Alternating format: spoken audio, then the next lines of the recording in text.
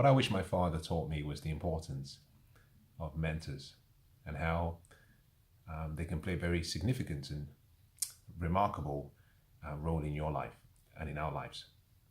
Today I'm going to be talking about the importance of having multiple mentors, not just having one, but having more than one mentors.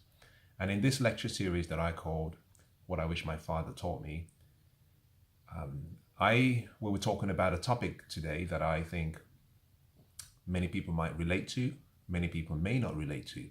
Nonetheless, I'm going to share my thoughts and I'll share some of my reasons for choosing this particular topic. If I had a choice, if I had a chance, if I could do all over again, I would have wished that my father had sat me down and taught me the importance and the strategic role that people could play in my life. Now, I, like many people, probably like you as well, perhaps, grew up with this level of admiration and level of honor towards my father. In your case, it could be a loved one, it could be a mother, it could be perhaps a sibling. But I grew up really having a lot of love and respect and honor for my father. I thought he was the greatest. I still think he is. And as a result of that, I tried to model my life using him as a role model. He was an engineer, mechanical engineer. Likewise, I decided to pursue mechanical engineering. Same field. I admired him that much. I had observed the way he lived his life, the way he interacted with people, the way he communicated. And he was a good role model. He lived his life in a way that could be emulated. The characters and the qualities that make us decent human beings. I saw him not just speak it, well, he rarely spoke about those qualities. He simply lived it. And someone once said that who you are speaks so loud, I cannot hear what you're saying. And so I lived with this remarkable man, and I modeled, I observed, and I started to triangulate, and I started to act like him in many ways in my life. So there were so many great qualities that I took from my father. There was a disadvantage to what I would call my closed mindset. And perhaps I would have wished that I was guided into understanding, although you can admire one person, be open to learning from other people. So in many ways, there were so many areas of life, and there were so many, beliefs that I had that were passed down from my father to me that I thought was absolute. I never questioned it. As a young boy, I never questioned it. Now, I can question it now, being a much more mature person, but I can question it respectfully, and I can allow myself to deductively analyze the belief and inductively analyze the belief and come up with a conclusion and still have the right to change my mind. And that's simply because I've been exposed to more information and I've been exposed to learning. But growing up, I found that I saw my father as my only mentor. And that was great in many areas of life. That wasn't too great in other areas of life. And I'll give you a good example. I was raised by my father. My parents were not together. I think my parents separated when I was about 2, or probably 2.5, 3 years old. I can't remember. Not that it matters. And there were certain things that I didn't see by observation. And I relate very, very closely to young men and young boys who struggle when they say, you see someone who is in a gang or someone who is perhaps going down the wrong path. And in many cases, it's simply because there was no role model there. Boys, I'll speak for men because I'm a man and I can relate to boys a little bit better. We get our sense of self-identity from our fathers. And so growing up, I found that the qualities of strength and integrity and honesty and dedication and hard work, I saw those being modeled, and I observed and I allowed myself to replicate such qualities. And I learned very young how to be a man and how to keep those qualities. What I didn't learn, I'll give you a good example, was the feminine side. And probably the word feminine side is probably not the right word, considering all the feminist movements we're having today. But I didn't learn I never saw how a man was meant to interact with a lady, how a man was meant to show love and affection and intimacy, and how to address perhaps difficult situations.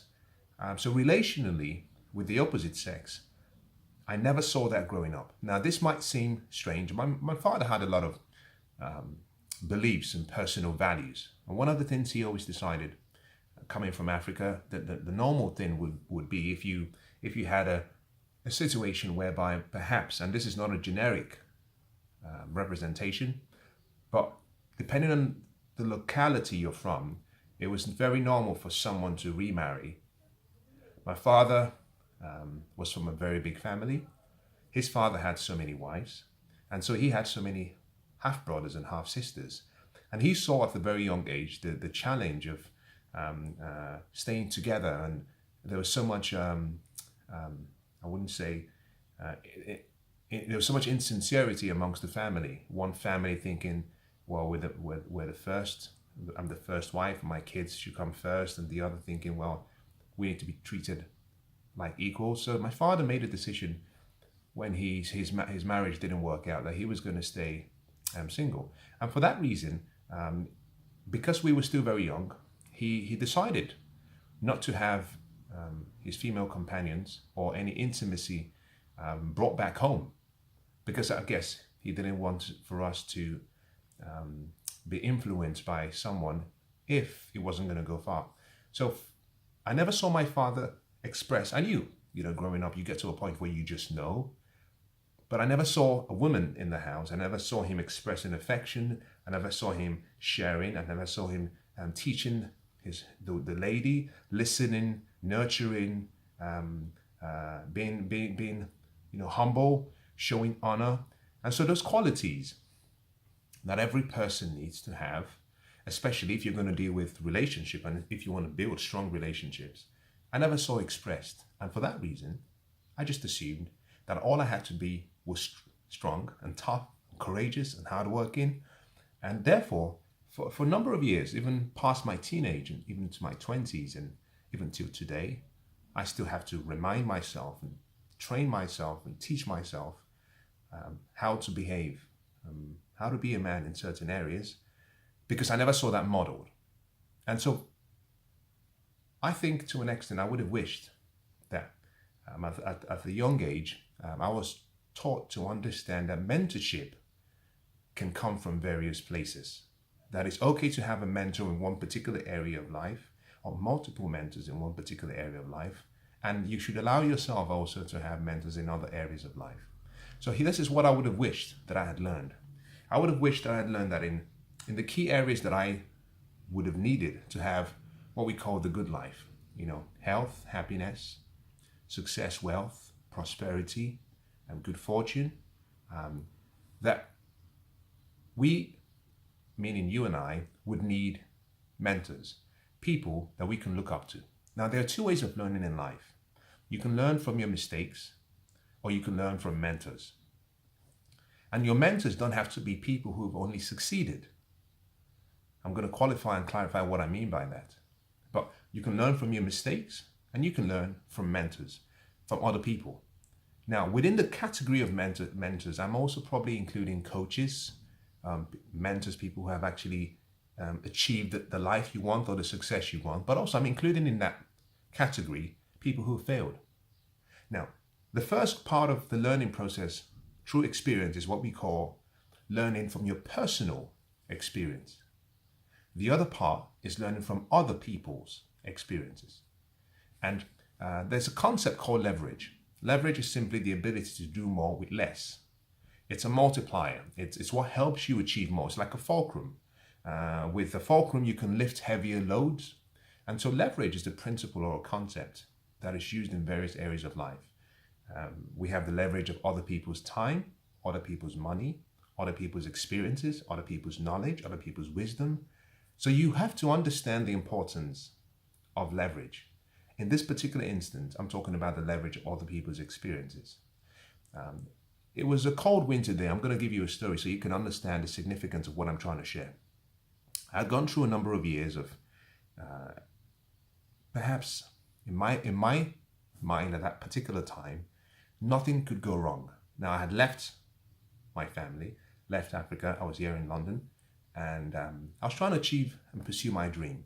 But it felt like everything that I was trying to do wasn't working, every single thing. And I got to a point where I was almost defeated in my spirit, not mentally, but my spirit. And you know, when the spirit gives up, it's almost impossible for you to actually be able to tap into the mental reservoir of intelligence and love and abundance that you have, let alone the physical. But I've gone through so many months and years of just trying and things weren't working out. And I did something which was wrong, which is having come here, being on my own, family being back, no one to reach out to. I developed this very bad habit of going into my shell. I would just go quiet. Now, I had people around me, but I didn't share my experiences. And part of the reason for that was because I didn't want to be a burden to other people. I didn't want to be indirectly, or I didn't want to put people in a position where they felt they had to help. Very terrible mistake on my part. And I'll tell you this, whatever you're going through, help is one conversation away. Never feel as though your problems are too big or too small for other people. As a matter of fact, by sharing your problems, the other people are blessed, because you see, the law of sowing and reaping says that whatever you give, you receive. So when someone listens to you, listens to your problems, listens to your pain, and even listens to your success, because they're sowing their time and their energy, and in many cases, because they would genuinely want to help you, the law of attraction is in place. You get some help, but also they get some help, because it's the law of sowing and reaping. Anyway, I'll come back. I'm going through this crazy period, and I've almost given up hope. I got to a point where I would say this, that if it weren't for the qualities that I learned from my father by modeling him of strength and character and integrity and resilience and hard work, I would have broken down. Easily anyone would have been in a depressive state. I didn't get into that position, but I was down. I was down and I was out. And one evening, cold winter evening, I sat down in my room, and I had all these crazy thoughts going through my mind. And I couldn't get my thoughts to steal. I couldn't steal my mind. And so I decided to reached out, and I got a book. And I started reading the book. I wasn't reading the book because I was looking for knowledge or information or insight or inspiration. I was reading the book because the thoughts through my mind were negative, very negative. And I needed something to slow down my thoughts. The only way you can displace a thought is simply by using another thought. You cannot, and this is interesting, but you cannot get your mind to stop thinking. You cannot get your mind to have no picture or thought, because we are thinking beings. The only way you can move from one thought to another is through the process of displacement. You substitute one thought with another. So I picked up this book and I started reading, just because I just needed to distract my mind. And as I read this book, I noticed something. I noticed that I had tears kind of running down my face. Now this is weird, very weird. Never had happened before. And I suddenly, kind of thinking, what the hell is going on? And I realized the reason was I was overwhelmed with a feeling of euphoria and excitement and happiness. And the reason was because the author had very beautifully portrayed and shared their experiences, struggles, setbacks. So for the first time, I had found someone who had captured in words what I was going through, without me having to share my own emotions first. And that feeling of that euphoria, that happiness and excitement was, I have found answers. Because in the same book as I read, the author explained how they journeyed from those challenging times to finding success. So they laid out very, very clearly a pathway for anyone else. And I thought, this is beautiful. So the tears were tears of joy. Now, almost instantaneously, when it dawned on me that the reason I had this emotion, I was overwhelmed with this emotion, was because I had found answers. Almost immediately, I had another feeling. And that feeling was a feeling of sadness and pain and regret and unhappiness. Now, you might be thinking, how can you have two opposite emotions almost simultaneously? Well, the reason was because the second set of emotions that I had came to me because I realized that the book I was reading, I had bought the book so many years ago, and that book had been sitting on my shelf all this while gathering dust, and the pain that I had gone through, I could have avoided it if I reached out to learn. If I had reached out. Now, I know some people might say everything happens for a reason. Yes, obviously, cause and effect. But so many things that happen to us in life should not and need not have happened if we were willing to learn. And I realized from that experience the importance of mentorship.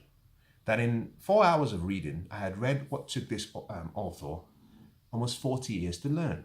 And herein comes the importance of learning from other people's experiences. What took someone 40 years to learn, condensed into a 4-hour book. You and I can study, we can learn from their mistakes, we can learn from their successes. And therefore, by combining their experiences with our experiences, we can make better decisions, we can have a better life. That sent me down a pathway of personal development and learning. From that journey, from that experience, I started to read more, I started to reach out more. But here's what's interesting. From that experience, I had a better awareness of the importance of personal development. I decided to design my life, redesign my life, I should say. And I decided that in every area that I considered to be very important, what was been necessary to give me a well-rounded life, I decided that I would identify people, mentors, people who were still alive or people who had passed on, that I would go to as a protege to learn from them. So for example, in the area of health, I would identify people that I can learn from. Experienced doctors, people who were great philosophers, people who were great athletes, people who had studied the human body, the human mind, the human spirit. I was going to learn from people within the area of wealth, financial wealth, that I would study wealthy people.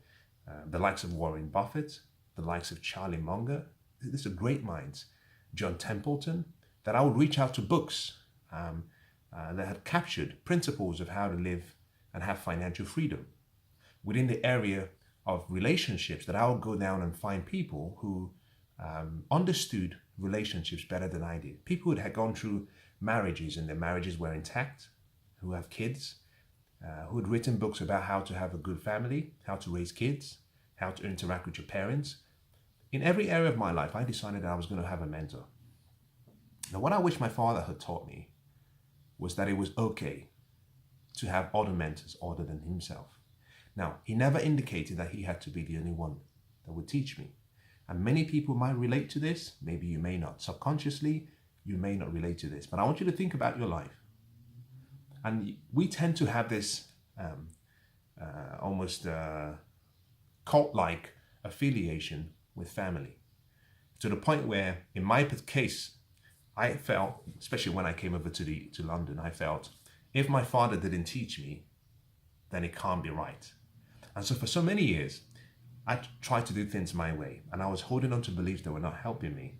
I was holding on to past convictions that were not right, simply because I felt that deviating from what I knew or what I had been and how it had been raised in some way meant that I was betraying the relationship. That's a really terrible experience for anyone to go through. For so many years, I did it my way, until I got to the point where I realized that, you know what, my way is no longer working. I've done it my way. The life that I was trying to pursue, the dreams I was trying to achieve, was somewhere in the distance. I want you to think about this now. The success and the results, the outcomes in your life today are simply a reflection of the knowledge that you had. The knowledge you had and the wisdom you have has brought you to where you are today. What is stopping you from getting to where you should be and where you could be? is the wisdom and knowledge that you lack. Now, your responsibility and my responsibility is to wake up every day and we search. You're like on a search for wisdom. You're trying to find what is going to help you connect the last piece, or maybe that extra piece of the puzzle that makes the picture more beautiful. So I wish that my father had taught me that it was perfectly okay to have multiple mentors, to have people that I could go to other than himself. Now, my father was always very, very, very frank with me and with my brothers. And that in itself was great, because he would always say, I don't know this. If you asked him a question, he would say, I don't know. But you can find out from someone who does, or he'll recommend where you could find the information. The challenge I faced was allowing myself to be open to multiple ideas, and ideas that sometimes contradicted my beliefs. The biggest difficulty most people have is that we are almost hostages to our beliefs. We're almost hostages to I'll use the word values. And there's nothing wrong with that, and just recognize what I'm saying here. But you cannot get away from a prison except you understand and accept that you're in one.